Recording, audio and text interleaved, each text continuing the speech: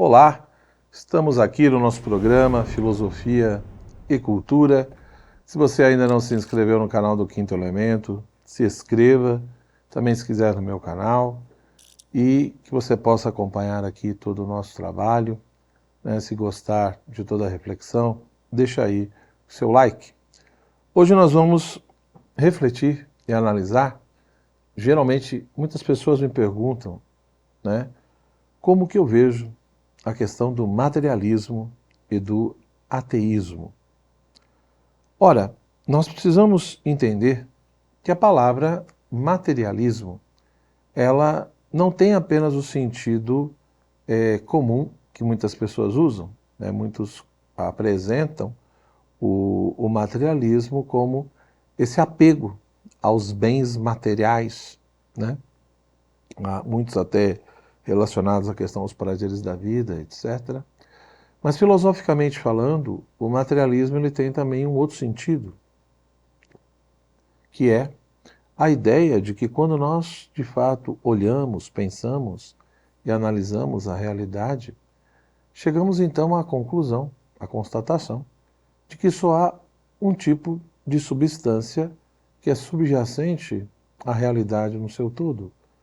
E essa substância, ela é uma substância material, né? Então, o pensamento materialista, ele não consegue admitir, ele não aceita que exista de fato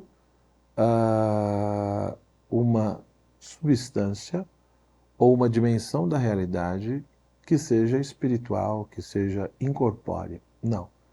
A realidade de fato se reduz a toda essa dimensão corpórea, material ou física, né, que nós conseguimos apreender pelas nossas capacidades naturais ou por intermédio também de toda uma reflexão, de toda uma análise e também da própria observação, enfim, dos níveis da realidade, né, por determinados aparelhos que o próprio ser humano foi criando a partir das suas capacidades naturais. Então veja que esse tipo de pensamento, né, lógico que muitos vão dizer, mas materialismo e ateísmo é a mesma coisa, e não é exatamente a mesma coisa, porque nós podemos pegar, por exemplo, pensadores, um pensador como Epicuro, um filósofo grego, que ao mesmo tempo que era um pensador materialista, ele usava o termo alma, usava o termo deuses, né? Mas evidentemente que quando ele falava de alma, ou de espírito, ou de deuses, ele tinha uma compreensão, uma interpretação materialista dessas realidades, né? Ou desses termos. Então, no geral, na grande maioria das vezes, um materialista, ele é ateu, né? Ou seja, uma pessoa que acaba reduzindo a realidade à sua materialidade, não admitindo, né, a existência de nada que seja puramente incorpóreo ou espiritual, a tendência é que também se negue a existência do divino, né, a existência de Deus. Então, por mais que tenha, como eu dei esse exemplo de Epicuro, né, alguns autores que são materialistas, mas não negam a existência dos deuses, isso não é o que ocorre no geral, né? Geralmente um pensador materialista, principalmente no mundo moderno, no mundo contemporâneo, ele também acaba, de uma certa forma, questionando e negando a questão da existência do divino. E quando nós falamos em ateísmo, né, geralmente o ateu ele se apresenta como aquele que nega a existência de Deus, a existência do divino, a existência do sagrado, né? Pelo menos hoje em dia, quando nós usamos esse termo, quando falamos de ateísmo, ou quando apresentamos a figura do ateu, geralmente a concepção que se tem é essa. Mesmo sabendo que em outros momentos da história, né, o ateu às vezes não era aquele que negava a existência do divino em geral, mas às vezes aquele eu nego a sua concepção de divino, o que você entende por divino, por Deus, né? Mas eu aceito uma outra. Então, o próprio contexto do mundo grego, por exemplo, Sócrates, quando foi preso, que foi acusado de ateísmo, não é porque ele negava, ele não era acusado de negar a existência de todos os deuses ou do divino, mas é porque criticava e não aceitava, de uma certa forma, a prática religiosa ateniense, por exemplo, né? Então, alguns autores alegam isso, falam, no fundo, o cristão, por exemplo, ele é ateu em relação ao islamismo. E o muçulmano é ateu em relação ao cristianismo. Por quê? Porque um nega a divindade do outro, né? Mas não é nesse sentido que nós estamos falando. Ou seja, e na maioria das vezes, quando se fala de ateu, né, uma pessoa que se considera ateia, ela geralmente se coloca como alguém que entende que, de fato, a realidade se reduz ao que é corpóreo, ao que é material, né?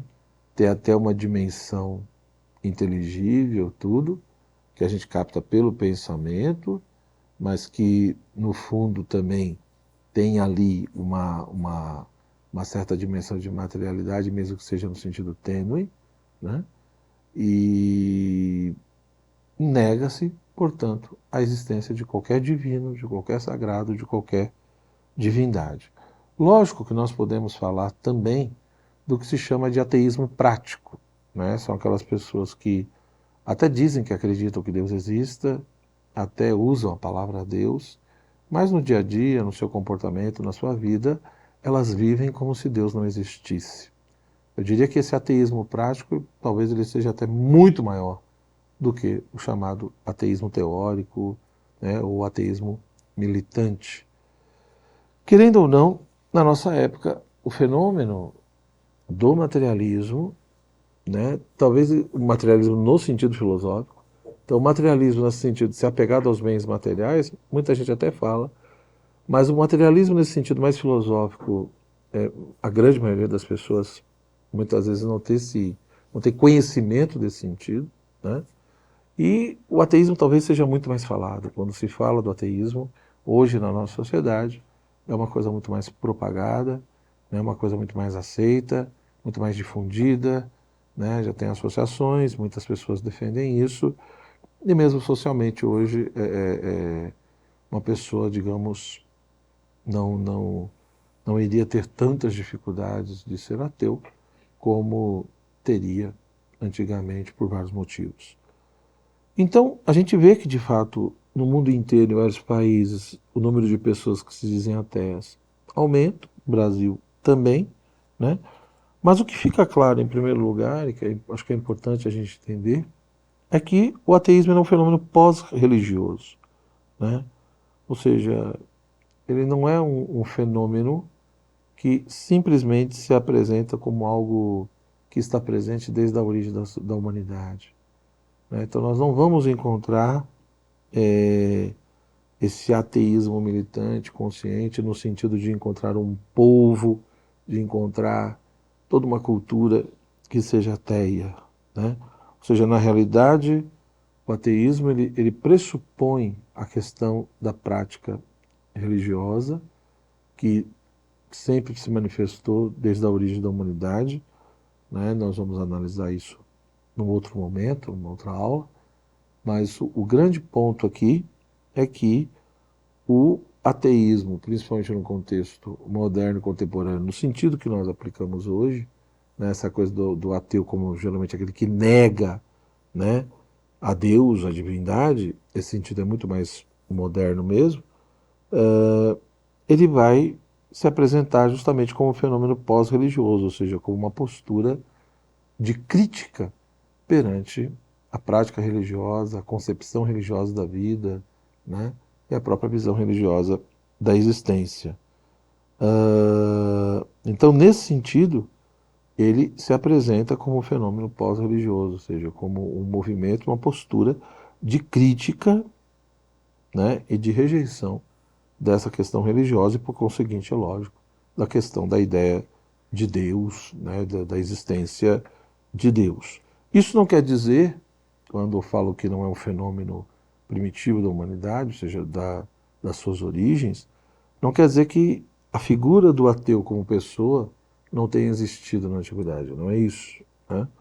Ou seja, o ateísmo No sentido de se você encontrar um povo, uma cultura totalmente ateia, realmente isso não tem. Mas você vai encontrar muitas vezes indivíduos, evidentemente, em todos os tempos, em todas as épocas, sempre vai encontrar indivíduos que criticavam as práticas religiosas e negavam muitas vezes os deuses ou a divindade que era cultuada e faziam isso por vários motivos, né? No mundo contemporâneo, o que é interessante, né, é que esse fenômeno do ateísmo ele vem acompanhado de alguns elementos, né, de algumas questões. Então a gente vê, por exemplo, que essa questão do ateísmo ela está muito atrelada a essa ideia da promoção humana, né, ou da defesa do autêntico humanismo, do verdadeiro humanismo. Então, para muitos pensadores, fazer a promoção humana e defender o verdadeiro humanismo é necessariamente defender o humanismo sem Deus, sem religião, como se de fato a prática religiosa e a ideia de Deus necessariamente, independente de qualquer tradição, né? É a ideia de que qualquer tradição religiosa, qualquer ideia de Deus, qualquer prática religiosa, ela é perniciosa, ela atrapalha a promoção do ser humano, né? Ela atrapalha o próprio desenvolvimento e maturidade do ser humano. Então você vai ter, em todo esse contexto do século XX, hoje em dia também, né, todo tipo de humanismo, né, racionalista, que vai defender essa coisa do livre pensamento, da autonomia da razão, né, o humanismo científico técnico, né, essa coisa das conquistas da ciência, né, sobre a natureza, sobre o mundo, né, todo tipo de triunfo, né, que a ciência trouxe, que a tecnologia trouxe. Da mesma forma, um certo tipo de humanismo moral, né? Porque essa coisa de que quando eu olho para o mundo, olho para a história, olho para a vida, essa questão da presença do mal, né? Do sofrimento, da dor. Então, se Deus existe, né? Onde Ele está, se Ele existe, Ele é bom, Ele é amor. Por que tanto mal, dor e sofrimento no mundo? E também essa coisa do humanismo social, né? Porque essa questão econômica, política, né? Essa ideia de que a religião atrapalha todo tipo de revolução ou de luta para um mundo melhor, para um mundo mais humano, mais igual, porque fica prometendo que depois da morte, né, a pessoa terá uma vida melhor, irá para o céu, etc. Então é como se esse sentimento religioso, essa prática religiosa, ela adormecesse a consciência das pessoas, né? Fosse um tipo de droga que fica ali entorpecendo a consciência e impedindo que as pessoas lutem pelos seus direitos, por um mundo melhor. E já que vai ter uma vida melhor após a morte, então elas não combatem, né, as injustiças que elas sofrem nesse mundo. Então, de fato, você vê que esse elemento da promoção humana também colaborou para essa questão do ateísmo, ou pelo menos o modo, né, como essa promoção foi interpretada, né, por alguns, né. Ah, além disso, né, a gente vê claramente que há uma crise do senso religioso da própria humanidade no mundo contemporâneo, né? Ou seja, o próprio cristianismo, né, os próprios cristãos muitas vezes não têm clara a sua identidade, não têm clara a sua fé, né? Então você tem uma crise do senso religioso, né, no sentido amplo, e no caso do mundo ocidental, a questão da própria crise do cristianismo também vai interferir, seja no âmbito católico ou reformado, né? Também ortodoxo, lógico que no mundo ocidental bem menos, né? Porque a igreja ortodoxa é muito mais forte no contexto oriental. Então, tudo isso, né, mexeu muito com a sociedade, mexeu muito com as pessoas, né? E de fato, além de tudo isso, né, se nós pensarmos em todo esse contexto, repito, né, você tem toda essa questão da hipervalorização do humano, da promoção humana, o modo como isso foi interpretado, tem a crise do sentimento religioso, né, e parece que as coisas realmente não têm sentido mais e muita coisa que era dita hoje em dia parece que não tem mais fundamento e significação. Além disso, a gente pode acrescentar, né, todo esse despertar e aguçamento do senso crítico, né, ou seja, as pessoas que sentem a necessidade de compreender, de entender melhor as coisas, de analisar mais criticamente as coisas. Muitas coisas colaboraram para esse senso crítico ser mais aguçado, né, ou seja, de não aceitar qualquer resposta. Então, o progresso das ciências exatas, com certeza, ajudou, né, ou seja, o cultivo dessas ciências, querendo ou não, pode ter contribuído, pode ter levado o homem a julgar que não há certeza fora desses ramos, né? Então a ideia de que, pô, aquilo que as ciências exatas me dão, e ali realmente existe uma verdade, o restante tudo é questionável, tudo é relativo, tudo depende da perspectiva, né, que está se analisando, né? O progresso das ciências psicológicas também pode ter dado a sua colaboração, né, uh, para muitos questionamentos relacionados à religião e ao próprio, enfim, aguçamento do senso crítico, né? O progresso da tecnologia, a rápida circulação de ideias hoje em dia, né? Principalmente por causa da internet, ou seja, as coisas circulam rapidamente. Antigamente você demorava, né? As pessoas publicavam livros, mas até a grande maioria saber isso demorava, levava um bom tempo. Hoje não, né? Hoje em dia, em um dia, uma semana, já circulou um monte de ideias, né? E é óbvio que isso causa todo o impacto sobre as pessoas, né? O pluralismo vigente nas sociedades democráticas, né? Então, um pluralismo muito intenso, querendo ou não, a sociedade hoje é plural. Você tem diversos grupos, você tem várias cosmovisões de mundo, perspectivas diferentes, teses diferentes, tá? Ah, a própria questão do fim da cristandade medieval, o advento do mundo moderno, né, com toda a laicização, mas também o esfacelamento da família, né, a crítica muito forte, né, à família tradicional, né, e a tudo que estava vinculado a ela. Então isso realmente colaborou para que as pessoas tivessem, né, esse ímpeto de criticar, de analisar, de rejeitar, cada vez mais intenso. Eu não acho que isso seja totalmente ruim. Eu acho que, de fato, as pessoas serem levadas a pensarem, a questionar, a refletir, porém, isso deveria ser feito de uma maneira talvez um pouco mais profunda, né? E não simplesmente rejeitar por rejeitar ou criticar por criticar, e às vezes não sabe nem o que está falando, né? Mas isso acontece hoje em dia. Da mesma forma, toda a onda de emancipação que a gente vê na sociedade, né? Emancipação política, emancipação econômica, emancipação social, racial, intelectual, né? São vários movimentos de emancipação, né? Um monte de gente querendo se libertar de um monte de coisa, né? Que, repito, também não é necessariamente ruim, né? Mas o problema é que em todo esse contexto de emancipação começa a brotar também a ideia de toda uma emancipação, né? Uma emancipação religiosa, né? É a ideia de que a religião, muitas vezes, ela é uma forma, né, de tutela, de controle, né, de manipular a consciência das pessoas, de impedir até que as outras emancipações ocorram. Então também começou uma crítica e uma reação extremamente violenta com a questão religiosa, principalmente contra o cristianismo.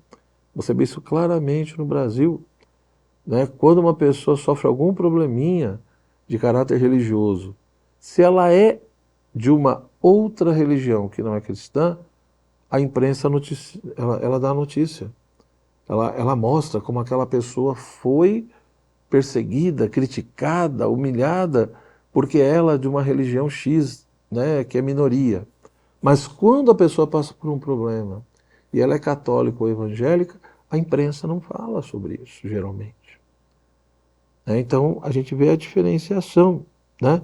Da mesma forma que cresce cada vez mais essa coisa de uma consciência comunitária, né? De analisar e de valorizar essa coisa do todo, né? Ou seja, essa coisa do processo de socialização que se defende cada vez mais, e o pensamento de esquerda vai muito por aí. Então é lógico que nós vivemos em sociedade, temos que ter a nossa responsabilidade, temos que nos preocupar com o outro, mas também não devemos esquecer que somos pessoas, que temos liberdades individuais, e o equilíbrio é fundamental. E nesse processo de socialização, de valorização do todo, né, muitas vezes se tem muito mais um certo tipo de espírito de totalitarismo do que outras coisas. Né? E enquanto a questão religiosa, ela tem sim, por um lado, né, principalmente o cristianismo, o amor ao próximo, a preocupação com o outro, né, a convivência, o caminhar junto, mas quando falamos de pecado, é um pecado pessoal. Quando falamos da resposta a Deus, é uma resposta pessoal.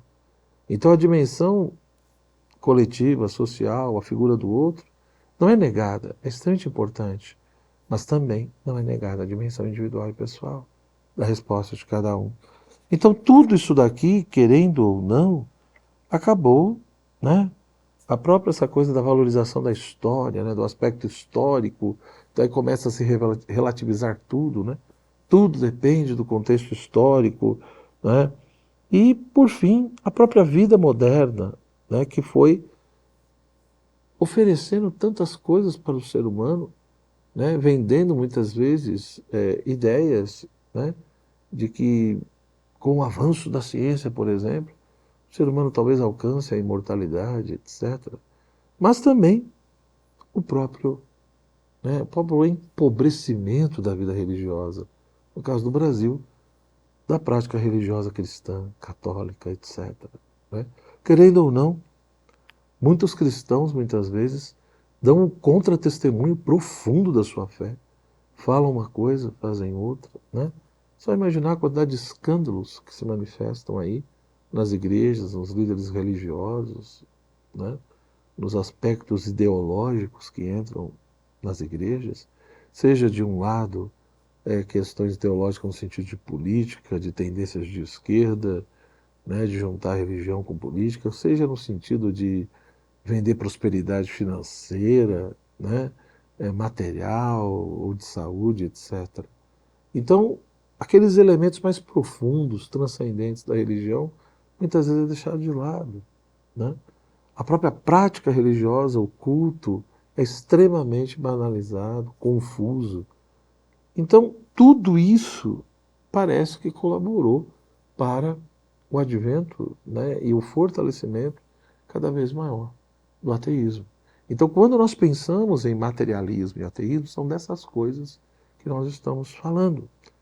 Né? Ou seja, tudo isso, todos esses elementos que eu chamei aqui a atenção, de fato me parecem que colaboraram profundamente para que o pensamento materialista fosse cada vez mais crescendo, no sentido de se entender que a realidade se reduz apenas ao aspecto material, que não há nada que seja puramente espiritual ou incorpóreo, e também o próprio fenômeno do ateísmo, de entender que eu consigo entender o mundo, a vida, o ser humano, sem precisar dessa muleta chamada Deus, que eu encontro na própria realidade, no próprio mundo, na própria vida, eu encontro elementos suficientes para explicar a sua origem e o que é. Ora, o que dizer de tudo isso? Né? Será que de fato o pensamento materialista e o pensamento ateu se sustentam? Será que realmente o ateísmo ele é a expressão de uma conclusão lógica, de uma evidência? Né? Ou seja, uma pessoa que se diz ateia, será que ela tem certeza plena, né, e uma evidência de que Deus não existe? Ou ela quer que de fato Deus não exista? Então, o que a gente vê é que muitas vezes o ateísmo ele é muito mais um postulado do que uma evidência. Né? Ele é muito mais uma postura, uma escolha, do que uma evidência. Né? Mas Eu vou entrar um pouco nessas questões na nossa próxima aula, né? Então, na próxima aula, eu vou refletir justamente sobre isso, ou seja, olhando a vida humana, olhando a realidade humana, né, e a história da humanidade, o que que nós realmente vemos, né? Observando o próprio modo de ser do ser humano, a própria natureza humana, ela aponta para uma dimensão mais religiosa ou para uma dimensão ateia, né, e materialista. Muito obrigado pela sua atenção e até o nosso próximo encontro. Tchau, tchau.